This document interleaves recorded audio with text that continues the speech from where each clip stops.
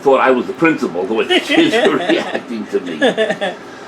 And this guy, now my classroom had 2 steel doors, no windows. One day this kid, I'm trying to teach class, and I pounded on this kid. So I asked, I said, can I help you? He told me the kid wanted something, Kid's giving me lip. I said, look, just go where you gotta go. I'm trying to teach a class. You need to stop. Close the door, kid starts again. And the security guard is standing right there watching all this, not doing a thing. You think the security guard would tell the kid to get lost. I come back, I said, listen, cut it out, or there's going to be problems, there's going to be consequences. The kid's not giving me lip and telling me, he's going to knock me out. Now mind you, whenever I'm a guy who trains with any kid, I had my hands down to my side and palms open. Right. I wasn't even fist or anything else. I look at palms open, peaceful type gesture. I said to the guy, listen, if you really don't want to do that, just go where you got to go. He said, the kid's sizing me up. Like, can you take me? Finally, he decided to walk away. I closed the door. Security guard followed him. Said to the kid, he said, you're lucky you did not take a swing at him.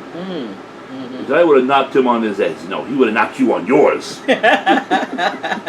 So see, I was a security person too. I never had no problem. I wasn't security. No, I'm saying, but I was security, so I know. So, so I mean, I had a reputation of law and order and keeping things, And not so much as that. Now, let me just say this to you. I'm listening to what you say. I was a security person for East Ramapo all those years. I think I wrote up 3 times. I might have wrote up to. You had compassion. And I don't like that word, law and order. No, it wasn't about that. There's something about you.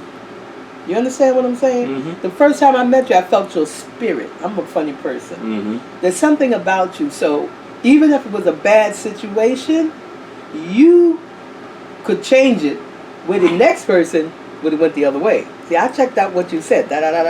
Okay? You could change it. And that's why it worked for you. Everybody can't do that. The principals, the superintendent said, May, how come these kids listen to you? I said, I guess they must feel my spirit. I said, they're only kids. They're learning from what we do. And I said, and out of respect, because I used to tell them this. When the 7th grade come in here, I used to blow my whistle in the cafeteria. And I said, my name is Miss May Davis. I'm the security person here. I said, now I'm going to tell you this.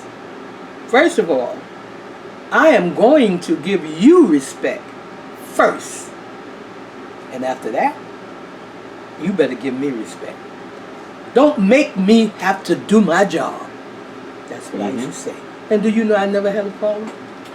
So you had that certain kind of stuff. My students in the two schools I was in for longer periods had a healthy fear of and respect for me. Okay? There were instances where I had to restrain students. Oh, yes. Those were the days where you could restrain a student and not end up getting arrested for it. Right. I had one situation where that's my stuff, don't worry about it, where I heard a commotion out in the hall. I see what's going on, okay.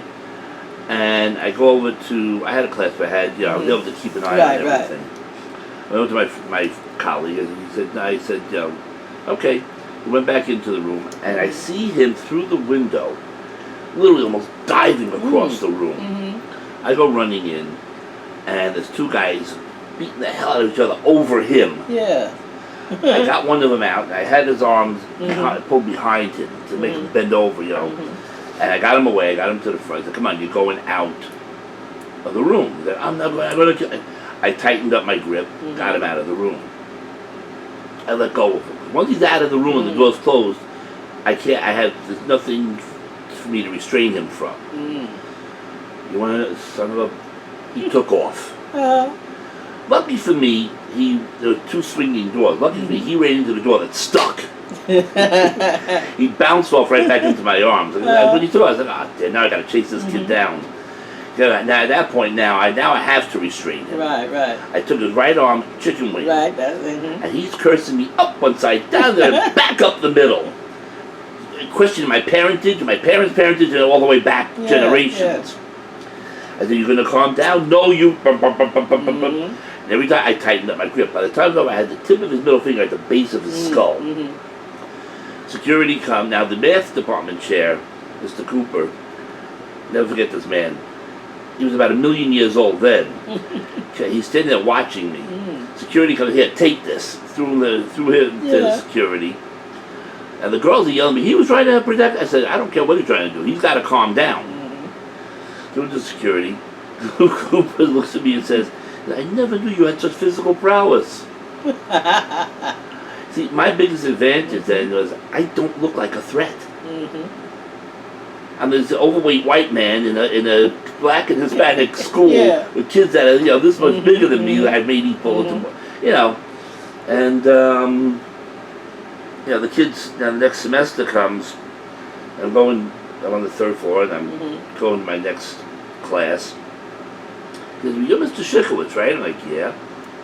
And look at you, I don't, I said, so many kids, I never had this kid. They didn't recognize me. He's like, "I'm the one you took out of Mr. Jaffis's class last semester." I'm like, "Oh, Christ. Here we go. The kid's pissed. I'm going to have a problem here." And he says, all he said to me is, "My arm was hurting me for 3 days after that." I looked at him, "Well, next time a teacher tells you to do something, next time a teacher tells you to do something, you'll do it." And I walked away grateful that nothing else came of it.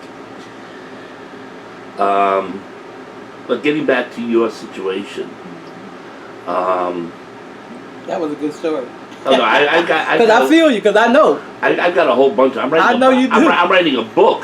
You can write your own. I am writing a book on that stuff. Really? We'll talk about that. Yeah, I'll show it to you after. Yeah. All right. So you went around. You're trying to get help, and you're not getting anywhere. No. What else did you do on your own to try to get? On my own, like I said, recognition of this. On my own, all the thing I could do was talk to people that were supposed to be in charge of the veteran things to help me. There was really nobody else. Everybody knew what happened, family. Everybody knew what happened, and everybody felt sorry for me and my daughter and her children. So I reached out to everybody. I reached out even to, I wanted to tell them, I'll be honest with you, I'm be straight up with you. You know what I really want? And God is telling me this is what I'm supposed to do. I want a platform. I have to do this. It's not just my child. You see what we're going through now with all the service God. I've got to do this. It's something within inside me that tells me, like I said, everything that ever happened, something was sacrificed. Something was sacrificed. I do believe that my child was sacrificed.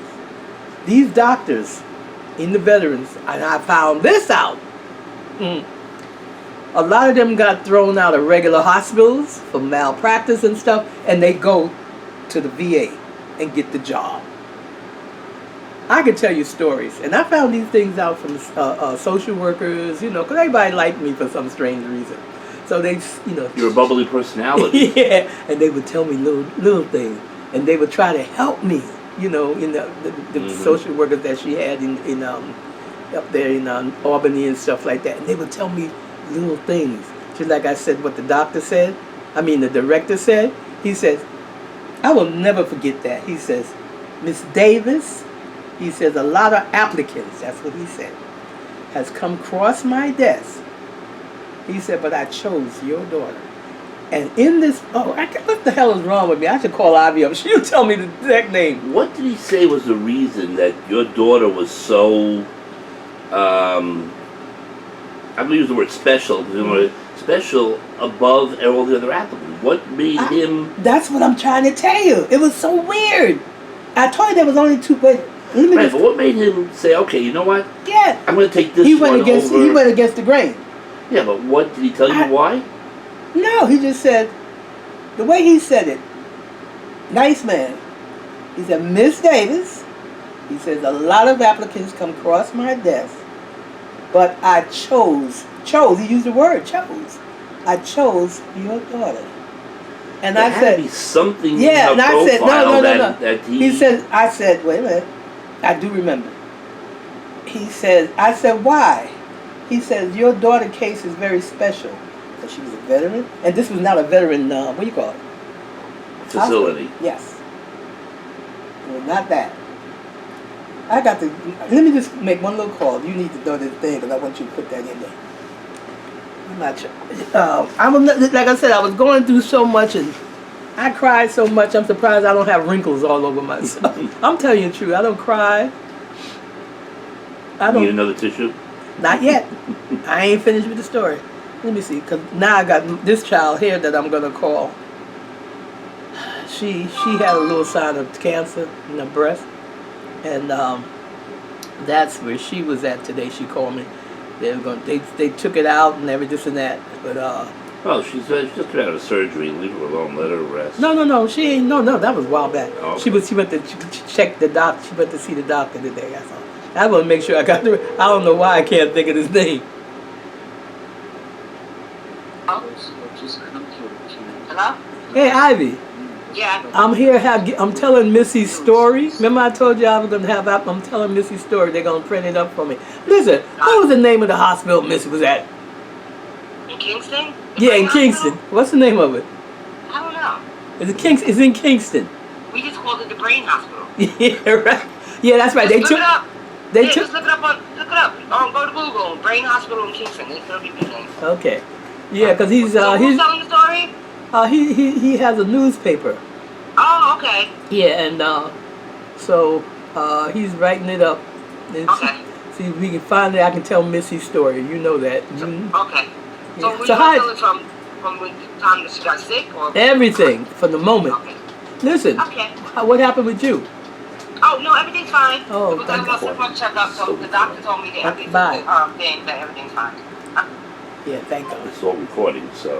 Oh, I'm sorry. But I had to get Novans that. Health Medical Practice, Northeast Center for Rehabilitation, That's Health it. Alliance Hospital, WMC Health Physicians Neurology. It was in Kingston. I don't know why I couldn't. Neurology in Kingston. Northwell Health. For brain injury, that's the name of it. Yeah, neurology. Right, because it was her brain. That'd be neurology. Mm-hmm.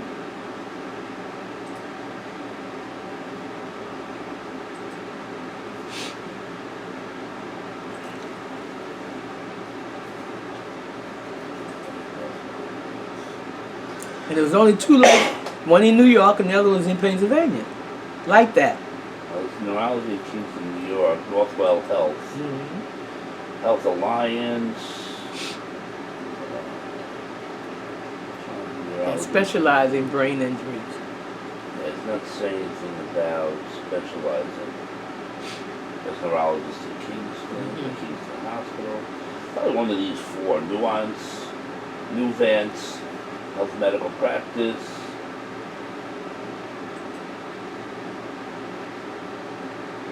So all her records is there. I got them all. Probably one of those. Yeah. Neurology, Kingston. Mm-hmm. Alright,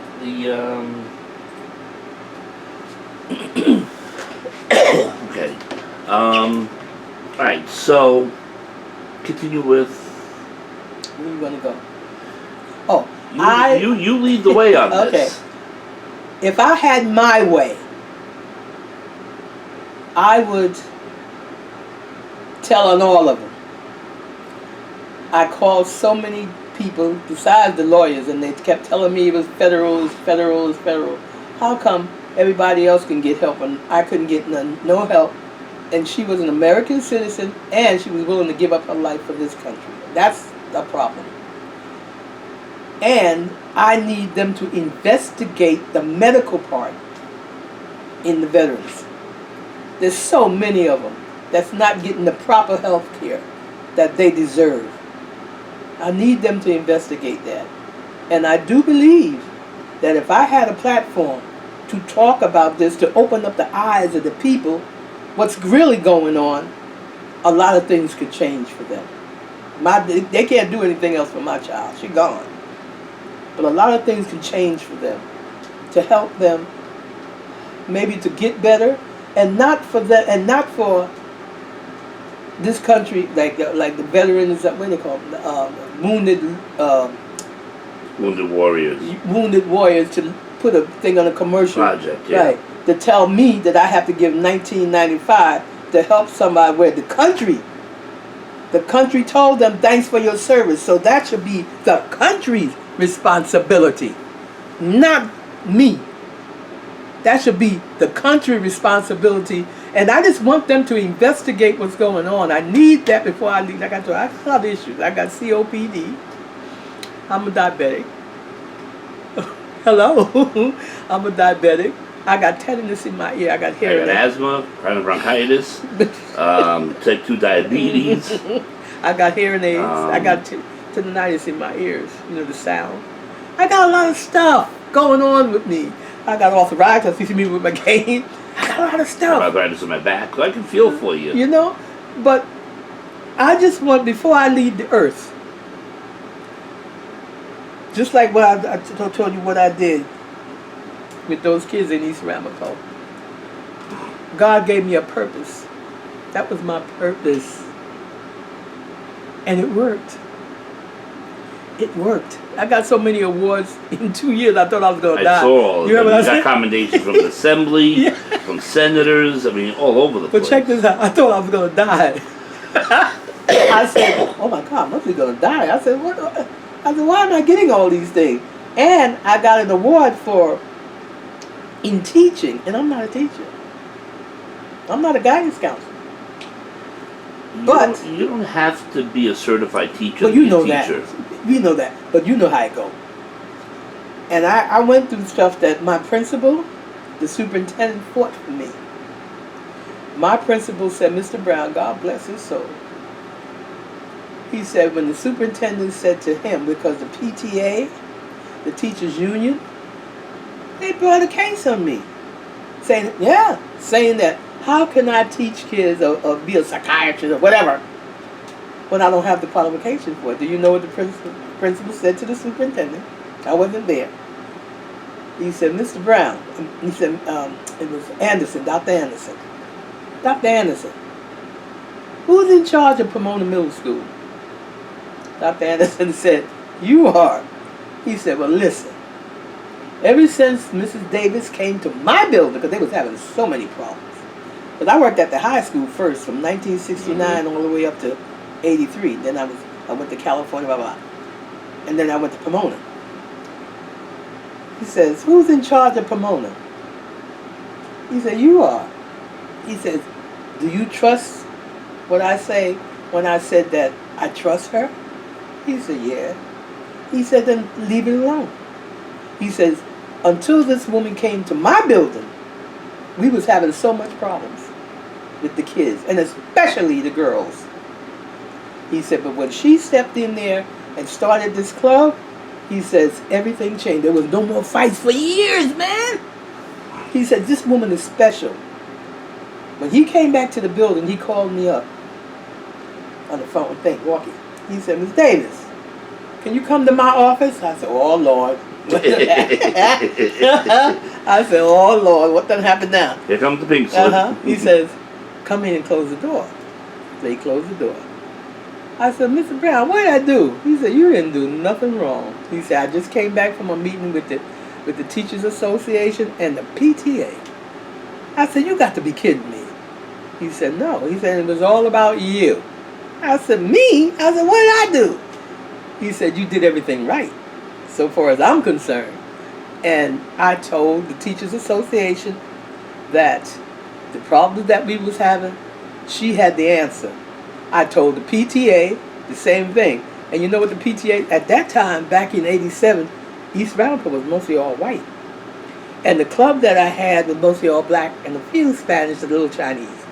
The PTA said, well, how come my daughter couldn't join? So Nobody said she couldn't. there you go. All the other clubs had all these little white little girls and boys and girls, but nobody would take the time out with these other kids. So he said, no, you don't have to worry about nothing. He said, I took care of it. He said, but there's one thing you need to know. And I said, what? He said, I can't pay you. I said, I never asked for no pay. He said, I know that. He said, but the Teachers Association, not the PTA, the Teachers Association said that any extra curriculum like that, clubs or whatever, that I would have to be certified to do it, and that's the only way I could get paid. I said, I never asked him. No. He said, no, you did. He said, but I'll tell you. He said, keep this a secret. I'll pay you. He paid me. Wasn't a lot. But he paid me out of his own pocket. You understand? Recognition. So, all right, let's get back to your daughter's situation. Your daughter's in this neurological hospital in Kingston. Tell me what happened from while she was there. Okay, everybody that was in that hospital, the nurses, the doctors, and everybody, was very kind to me. She was in a room of 3. 2 of the other people were veterans, and they was in bad shape. Oh, Lord. My daughter was in bad shape, too, but they got theirs from the service. You know, from saying that. I think that war, something was going on over there. And late 80s, early 90s would have been the Gulf War. Right. They came from there. And they took good care. She never had no bed sores, none of that. And they took time with me whenever I came because I didn't live there. And they would take time with me and listen to me and tell me little different things. Oh, now this is what happened. Westchester Hospital. This is when, okay, now let me see how it was. Oh yeah, the shunt changed. When she had the blood thing, when she had the blood clot that gave her a heart attack, the doctor told me, he looked at her records, and he said, he said, boy, she had this shunt that long? So I know exactly what he was saying. He said, because normally, it wouldn't have lasted this long, would have had a little problem. He said, that's a long time. I said, yeah, because she had a specialist. That's what I said. He said, yeah, I see that. So now, while she was at, that place there. In Kingston. She had a, let me see, I got to get it right. It wasn't so much of the shunt. It wasn't the shunt, it was something else. It's in the record. All I know is I got a phone call that night from Ivy, my daughter's daughter, telling me that they had to rush her to Westchester. So she was at Westchester Hospital. I forgot what it was, like I said. It was so many medical stuff with my baby. Anyway, while she was at Westchester, I went there. And yada. And that's when the time they was telling me that they could do surgery on her, but she might not survive it. I can't tell you the real. Anyway, Westchester Hospital sent my child back. It's in the records. I can't explain it to you. Sent her from there back to there. And it was something wrong. They should have never let her out of there. She would have died. If it had not been for the doctors at where she was at there, I mean, even the nurses, she would have died. I went and had a talk, but they hurried up and got her out of there and sent her back to Westchester to correct it. I can't tell you what it was. Like I said, I don't been through. And so I went to Westchester and I aired them out. I said, because they told me they should have never let her out of there until they corrected what they were supposed to do. So they told me, Westchester, you know, they have these little job time people, what they call, if something go wrong, you know, these people know how to talk, you know what I'm saying? Because I was looking for a damn lawsuit. I really was, because she suffered again. So anyway, they said that I can't even, like I said, I've been through so much. It's so hard to pinpoint, but like I said, that's why I wanted them to investigate everything about that child, my child. It's in the records. And nobody would do that for me. Nobody would do that for me. That's all I wanted. If my child had died from the cancer, hey, I can handle that. I would have no problem with that, because she did have cancer. But the doctors, the first doctor, they took it out and left that teeny little bit in there, 5%. I never forgot it. I came all the way from California that night. And my son-in-law came and picked me up from the airport to take me to, what's the name of the doggone hospital where the presidents and all of them go? Oh, was that Walter Reed. Walter Reed. To take me there. And that doctor stood up, a young doctor, I never forgot him, he was real cute too. He stood up there in front of me, and when I walked in, he said, "Are you Darlene's mother?" "I'll call you later." I said, "Yes." I should turn this. Maybe one of my doctors, I might have a... Oh, I'll call her later. I'll call you later. All right. He said, "Miss Davis?" And that's when he had told me about it, how had shown his ugly head when she was a teenager. So what I'm trying to say is that this particular case is not unusual.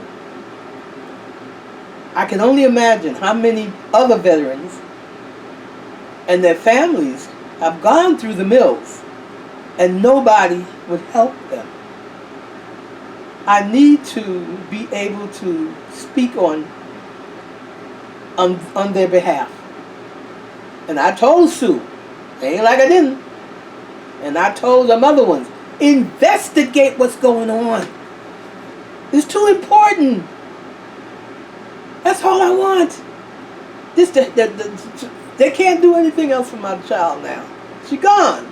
And I believe she was a sacrifice. When that doctor told me that he believed that the doctors was training, and the doctor usually don't say stuff like that. You know what I'm saying? Mm-hmm. He said they wasn't what I am. And I said, "What are you?" He said, "I'm a specialist." And he says, "And that's all I do." Hallelujah! The people don't know what I've been through. And the things that I heard, that I can really put it, I'm going to use this term, put it on the map. So people would understand that this is not a joke. We're looking at these young, beautiful young men. And now, since they can't even pay to go to college or anything, so many of them are going into the service. To be able to get the cut money to go to college. You get my drift? But I want them, if they get hurt or whatever, I want them to get the best care. Stop playing with these people. So I'm so glad right now that I have the opportunity to tell my story. But my story is not just one story. My story is a whole lot of them, probably thousands of stories. Mm-hmm. Because you see them on the streets with their little cups in their hand. You see them where they said they done lost their minds and stuff like that. You see them. I would love to hug all of them and say, "I care about you." Not because you was going to fight for this country or whatever. I care about you because you're a human being. And somebody has to care what's going to happen to you once you come out of there or whatever. I need that platform because I'm tired now. Like I told you, I got stuff going on with me. I don't know how long I got to be here, trust me. None of us do. None of us. But I do know that if I can help somebody, if I can help a situation, just like what I did with that. I never thought that I would be able to do it. But I went to California. Let me tell you what happened to me there. Whew, that was good. I was there 3 weeks. I looked in the paper. I bought my little stuff from East Ramapo, what I did, security, blah, blah, blah, blah. And I made a phone call. And it was this woman. And I told her, I said, "I'm looking for a job. I work with kids." She said, "Oh, you do?" I said, "Yeah." I said, "I'm in California. Can you, is there any way I could get this job?" It wasn't a security. It was a house mother or whatever. So she said, she met with me. And she told me that she housed the LA young teenagers, gangs. I said, "Really?" She said, "Yeah." She said, "I didn't want them to go to prison." That's what she said. And she says, "And if you take the job," she said, "you'll be working from 6 o'clock in the evening to 10 o'clock the next morning." I said, "Oh, I have to stay there?" She said, "Yeah." I said, how many young people are in there?" She said, "From the age of 13 to 16. And they're all male." I said, I probably could handle that. So I got the job. But you know how she know what she does. There's so much stuff out here that you could get, and nobody taps into it. Nobody. She told me she was at her banker, and she was a concern. She had compassion for these teenage kids, and they were white and black kids, Spanish, whatever. And she said, "I sure wish I had a place that I could take care of them." He says, "Come back tomorrow." She came back to the banker. There was so much money. She got 2 houses, not one. 2 houses, and she could hire people, and she got clothing for them, food for them, doctors for them, all this stuff. A little lady just like me, this Joe Schmo. She wasn't no psychiatrist or none of that. But what I'm saying to you is that was my purpose. And before I looked, all those kids were so upset that I was leaving. Oh my God, you should have heard them boys. "Oh, Miss Davis, you can't leave us." I said, "I have to go. My child is sick." But what I left with them, they will never forget. You know what I told them the last day I was with them? It was in the evening. They didn't even want to go out. They said, because they had a backyard where you had the basketball and all that. So she told me, if somebody run away, just call the cops. Don't worry about it. They never wanted to leave after game of school. They would sit around me and we talked. The last day I was with these boys, they said, "Miss Davis, we're going to miss you. But we don't know what we're going to get." I said, "I know." I said, "You'll be all right." I said, "Ooh, and the moon is so beautiful." And I said, "Look up there at the moon." They look. I said, "You see the eyes and the nose and the mouth?" I said, "When you look up there at the moon, think about me." And that's how I left it. So I have an experience of a lot of different things, but I had to come back because of my child. What was the final when she died? Okay, I'll take it. Take us through the last days Okay, I got you. of your daughter. Okay, listen to this. I got a phone call from the doctor, like this is on records, and he said that she's, we could, he told me the same thing, we could, operate, but I can't even tell you what it was in, it's in here. He said, but if we do, she probably wouldn't make it. He said, she said she probably won't make it. I took a deep breath. He says, it's up to you. Do you want us to do the surgery? I took a deep breath. And I said to myself, I didn't say it to them. I said, I signed so many papers for her. Why am I just keeping her here? This is not living. She's dead. Her body is dead. I'm going to look at her. She's all blown up and everything, but you seen that picture. That's just the way she looked before she got sick. I said, why am I keeping her here? Am I doing something wrong? So I took a deep breath. You were doing what every parent would